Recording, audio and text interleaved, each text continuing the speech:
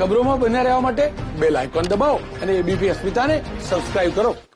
અમેરિકામાં રાષ્ટ્રપતિની ચૂંટણીને લઈને સૌથી મોટા અપડેટ મળી રહ્યા છે. પેન્સિલ્વેનિયામાં મોટો ઉલટફેર જોવા મળ્યો. પેન્સિલ્વેનિયા ટ્રમ્પના હાથમાંથી જઈ શકે છે. પેન્સિલ્વેનિયામાં ટ્રમ્પ અને બાઇડન વચ્ચે રહેલા મતનું અંતર ઘટ્યું છે. અમેરિકાની ચૂંટણીમાં સૌથી મોટા અપડેટ. અત્યાર સુધી ચિત્ર સ્પષ્ટ નથી અને જે રીતે સ્વિંગ સ્ટેટ છે એ સ્ટેટ કે જેના ચૂંટણીના પરિણામ આ ઇલેક્શનમાં રાષ્ટ્રપતિ કોણ તેના પર આખરી મહોર મારશે એવા સ્ટેટ કે જેમાં પરિણામ બદલી શકે તેવી તાકાત છે. પેન્સિલ્વેનિયા ટ્રમ્પના હાથમાંથી જઈ શકે છે. પેન્સિલ્વેનિયામાં ટ્રમ્પને 32,85,965 મત મળ્યા છે. हमारे साथ जुड़ाई गया है त्यां डॉक्टर धीरज कोल. डॉक्टर धीरज, पेंसिल्वेनिया अब ट्रंप के हाथ से शायद जा रहा है. अभी तक रिजल्ट के लिए कुछ भी कहना मुमकिन नहीं लग रहा. आपको मेरी आवाज आ रही है? जी, आपको आ रही है? हाँ, नमस्कार. Thank you for having me on the show. जैसे कि मैंने कल भी आपके शो पे बताया था, जॉर्जिया एक डिसाइडिंग स्टेट होगा और देखिए 32,000 से कल आज सिर्फ डिफरेंस 2,000 रह गया है. लेकिन बहुत ही इंटरेस्टिंग डेवलपमेंट पेंसिल्वेनिया में भी देखी गई है जो मैंने कल बताया था. जॉर्जिया एक स्टेट है जो कि अब डेमोक्रेट की तरफ काफी तेजी से बढ़ रही है. सिर्फ 2,000 का डिफरेंस रह गया है. और पेंसिल्वेनिया जो पहले रिपब्लिकन थी, अभी उसके पास तकरीबन 1 लाख वोट की काउंटिंग बची है जो मेल इन बैलेट है. और डिफरेंस 1.5 लाख से कल 1,64,000 से घटकर अब सिर्फ 18,000 रह गया. तो बहुत तेजी से बढ़ रहा है. कल भी मैंने ये बताया था, ये जानना जरूरी है कि जो पेंसिल्वेनिया है उसके अंदर हेल्थ केयर इंश्योरेंस, जो कि एक स्ट्रॉन्ग इलेक्शन पॉइंट रहा है डेमोक्रेटिक पार्टी का, उसके अंदर आप देखिए 65 साल से ज्यादा, 60 साल से ज्यादा उम्र के लोग, 26% आबादी उनकी 60 साल से ज्यादा की है, जिसको हेल्थ केयर के इश्यूज रहते हैं. और इस वजह से डेमोक्रेटिक पार्टी उनका वोट अट्रैक्ट कर पाई है.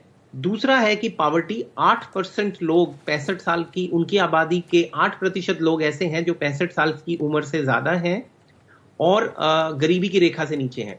तो ये वो लोग हैं जिनके बैलेट्स अब आ रहे हैं और कई काउंटीज के अभी बैलेट मेल इन वोट को काउंट किया जा रहा है, जिसके अंदर डेमोक्रेटिक ज्यादा रुझान है. तो हर घंटे, हर आधे घंटे के साथ डेमोक्रेटिक पार्टी एक एक कदम अपनी जीत की तरफ बढ़ती जा रही है.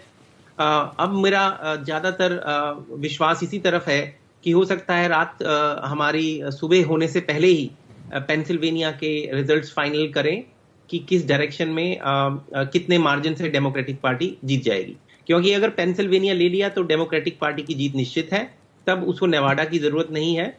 और दूसरी स्टेट जो मैं कल से बोल रहा हूं, जॉर्जिया, जो ज्यादा लोग नहीं सोच रहे थे, पहले मैंने मिशिगन बताया था जो जीत चुकी है, जॉर्जिया का भी अब आना तकरीबन निश्चित है इस स्थिति में. बिल्कुल.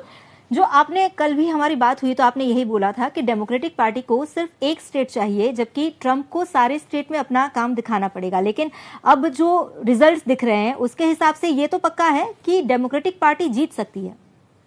बिल्कुल बिल्कुल. डेमोक्रेटिक पार्टी के 2 दिन पहले अगर आप मुझसे यही सवाल पूछती तो मैं 45-55 देता, 45% चांस देता शायद डेमोक्रेटिक पार्टी को, 47 और 53 शायद रिपब्लिकन को देता. लेकिन जब से मिशिगन और विस्कॉन्सिन के अंदर जो चेंजेस हमें देखे गए, जो कि रिपब्लिकन से डेमोक्रेटिक पार्टी में चली गई, और रिपब्लिकन का गढ़ एरिजोना जो कि पिछले 3 इलेक्शन से हमेशा रिपब्लिकन के साथ रहा है, इस बारी पहली बारी डेमोक्रेटिक पार्टी की तरफ चला गया है. ऑल्दो गैप उसका डेमोक्रेटिक पार्टी का और रिपब्लिकन के बीच में ज्यादा था, लेकिन अब थोड़ा कम दिख रहा है. 48,000 के उसके हैं. लेकिन ये जानना जरूरी है कि वहां पे 31% हिस्पैनिक पॉपुलेशन है जिसने बढ़ चढ़ के डेमोक्रेट को वोट दिया बिकॉज ऑफ इमिग्रेशन. एक बहुत बड़ा इश्यू था एरिजोना में. और जॉर्जिया के अंदर 31% ब्लैक हैं और तकरीबन 12% एशियन और अदर एथनिसिटी के हैं जिन्होंने racial discrimination, black life matters की वजह से जो बाइडेन को वोट इस बारी ज्यादा दिया है. ये जानना जरूरी है कि भारतीय मूल के लोग जो अमेरिका में बस रहे हैं, ऐसा सोच में आ रहा था कि वो रिपब्लिकन पार्टी को वोट देंगे, जैसे कि आपके शो पे मैंने बताया था कि वो भी गुजरात से हैं, मोदी जी, और उनका काफी गुजराती लोग यहाँ पे हैं और रिपब्लिकन के साथ अच्छा उनका रिलेशनशिप रहा है. लेकिन भारतीय मूल के लोग जो यहाँ पे काम करते हैं, मोस्टली एजुकेटेड लोग हैं, अपनी सोच समझ के, अपने वैल्यूज के अकॉर्डिंगली ज्यादातर 65-75% लोगों ने जो दिखने में आ रहा है वो डेमोक्रेटिक पार्टी के साथ गए हैं. हिलरी क्लिंटन के इलेक्शन में भी यही तकरीबन था. और हाँ, अमेरिका की जो मुस्लिम आबादी है उसने बढ़ चढ़ के इस बारी बाइडेन की तरफ उसका भी रुझान दिख रहा है. बिकॉज ऑफ रिपब्लिकन पार्टी के कुछ स्टैंड्स जो कि एंटी इस्लामिक दिख रहे थे, बेशक हो ना, लेकिन उसको ऐसा प्रोपोगेट किया गया। तो इस वजह से काफी जगह डेमोक्रेटिक पार्टी को इससे भी फायदा हुआ है। लेकिन ये जानना जरूरी है कि भारत और यूएस रिलेशनशिप पे अगर बाइडेन जीतेंगे तो इतना बड़ा इफेक्ट नहीं दिखेगा, क्योंकि ये एक कंट्री की पॉलिसी है। कई न्यूज चैनल्स ने मुझसे ये सवाल आज पूछा है, इसलिए मैं बता रहा हूं।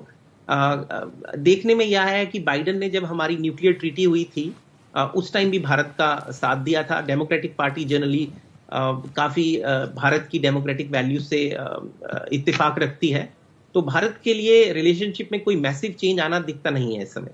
જી ધન્યવાદ અમારા સાથ જોડને કે લીએ। તો અત્યારની સ્થિતિ જોતા બાઇડનની જીત નક્કી લાગી રહી છે।